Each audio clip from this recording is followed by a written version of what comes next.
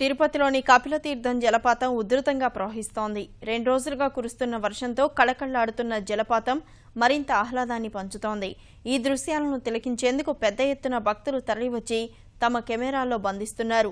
తిరుమలలో రాత్రి నుంచి కురిసిన వర్షానికి కొండల నుంచి జాలువారుతున్న నీటితో జలపాతం ఉధృతి పెరిగింది. మాల్వాడి గుండం, కపిలతీర్థం జలాశయాలు హోరున ప్రవహిస్తున్నాయి. జలపాతాల వద్దకు ప్రజలను అనుమతించడం లేదు.